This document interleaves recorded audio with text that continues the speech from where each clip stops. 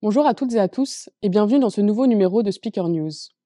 Alors que la réforme des retraites est actuellement en train d'être débattue à l'Assemblée nationale, Speaker a reçu dans ses locaux Emmanuel Fernandez et Bruno Studer, tous deux députés parlementaires du Bas-Rhin, et aux couleurs et aux avis politiques opposés. Je suis totalement contre cette réforme. Je suis pour cette réforme. Nous leur avons donc demandé de nous expliquer en quelques minutes leur point de vue. Écoutons-les.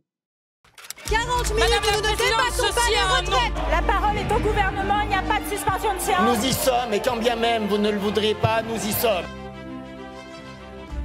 Les personnes concernées par cette réforme sont absolument tout le monde. Ce sont toutes les Françaises et tous les Français qui sont concernés par cette réforme. Tout le monde va perdre à cette réforme, les jeunes, les gens en milieu de carrière, les anciens, ceux qui travaillent, ceux qui ne travaillent pas. Tout le monde va subir cette réforme, si elle passe.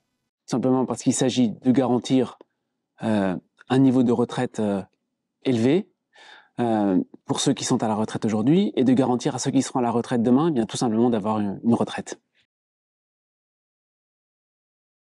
Eh bien, cette réforme va faire que les Françaises et les Français devront travailler 2 ans de plus. Et souvent, c'est subir les 2 dernières années d'une carrière difficile, d'une carrière pour laquelle le corps est atteint physiquement, l'esprit aussi. Et donc, les Français vont subir 2 ans de travail de plus dans leur vie.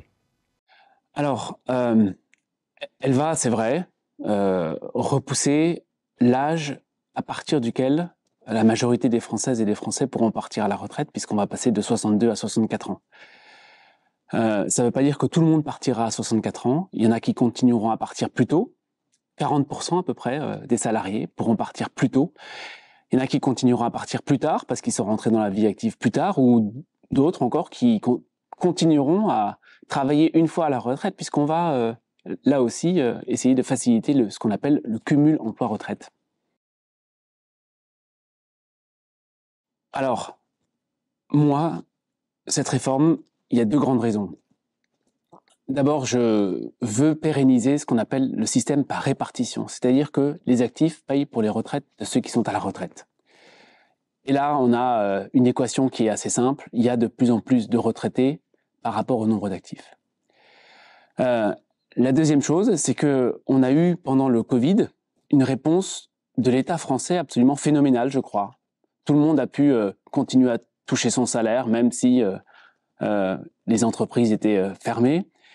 Et ça a accumulé en France une dette sociale. On a dû emprunter pour financer cet effort extraordinaire.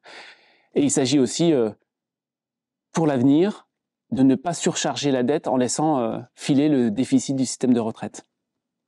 Cette réforme a été décidée pour des raisons idéologiques, car Emmanuel Macron pense qu'il faut réduire le temps d'improductivité dans la vie de chacune et chacun d'entre nous.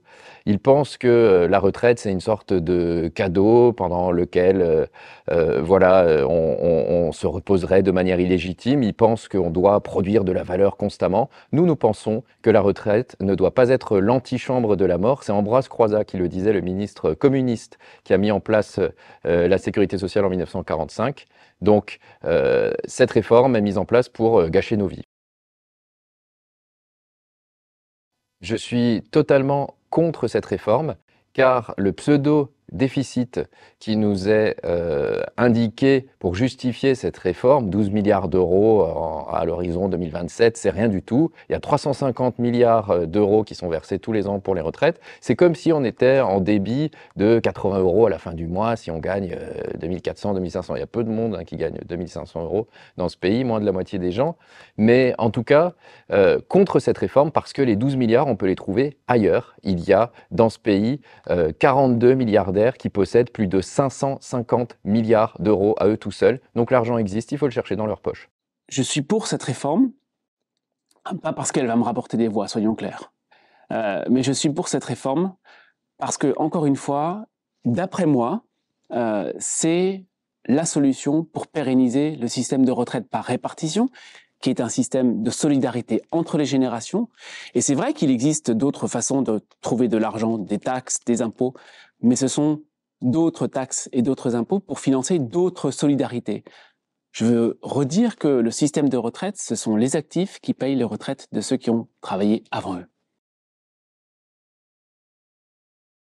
Oui, alors pas toutes, parce que tout le monde n'a pas fait l'effort que, par exemple, les députés ont fait en 2017. En 2017, quand je suis arrivé à l'Assemblée nationale, une des premières lois qu'on a votées, c'était tout simplement de dire que notre système de retraite, ça sera exactement le même que tout le monde, et c'est absolument normal. Oui, nous en tout cas, députés, sommes concernés par cette réforme également, par ces 2 années de travail supplémentaires pour atteindre l'âge légal de la retraite. Ce que je retiens des manifestations des 19 et 31 janvier, c'est un véritable élan populaire. Ça a été le 31 janvier la plus grosse manifestation depuis 1995. Il faut savoir qu'en 1995, le gouvernement de l'époque avait déjà tenté de reculer l'âge de la retraite et ils avaient dû renoncer. Donc on est sur le chemin du succès. On peut faire renoncer ce gouvernement et j'appelle d'ailleurs chacune et chacun à venir manifester aussi le 7 février, à se mettre en grève si on a un travail. Il y a des caisses de grève qui existent pour aider à payer le jour qui ne sera pas payé si on est en grève. Il faut se mobiliser en tout cas parce que le gouvernement peut reculer, ils sont fébriles, ils ont tort, la réforme est injuste et on peut les battre, on peut les faire reculer.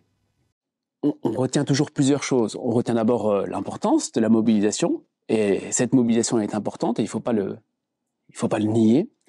Ensuite, je retiens aussi que elles traduisent des inquiétudes qui sont pas simplement liées à la réforme des retraites, mais on le voit d'ailleurs quand on analyse un petit peu les sondages qui vont autour de ces manifestations. En fait, la grande question qui, à mon avis, se pose, c'est le rapport au travail.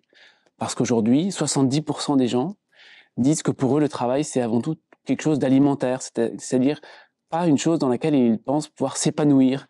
Ça, c'est un vrai problème. Alors forcément, quand on demande aux gens de travailler plus longtemps, eh bien, on a du mal à les convaincre que c'est bien, mais moi, je pense que pour notre émancipation collective, je pense que c'est une réforme nécessaire. Un dernier mot à adresser aux spectateurs et aux spectatrices, eh bien, engagez-vous, ne vous résignez pas, ça vaut le coup de se mobiliser, ça vaut le coup de manifester, ça vaut le coup de faire grève si on a un travail, parce que le gouvernement peut plier, on peut les faire reculer. Ça serait plutôt de dire que, quoi qu'il arrive, ce que fait la loi, une loi peut le défaire. Nous, on avait pris l'engagement, d'ailleurs, de repousser l'âge de départ à 65 ans, parce qu'on a écouté les habitants de ce pays. On propose déjà 64 ans. Et encore une fois, si d'autres arrivent après moi, après nous au pouvoir, eh bien, il sera tout à fait possible de revenir sur l'âge de départ à la retraite. Mais, pour vous dire mon dernier mot, je ne suis pas certain qu'ils le fassent si facilement que ça. Vous l'aurez compris, cette réforme continue d'alimenter les débats. Quand le premier pointait la nécessité d'augmenter le nombre d'actifs pour pérenniser le système de retraite, le second faisait remarquer les fortes inégalités que celle-ci allait creuser. Alors face à une telle division, que faire? Proposer un référendum? Repenser l'idée même de travail et sa pénibilité? La question reste ouverte. Portez-vous bien et à la prochaine.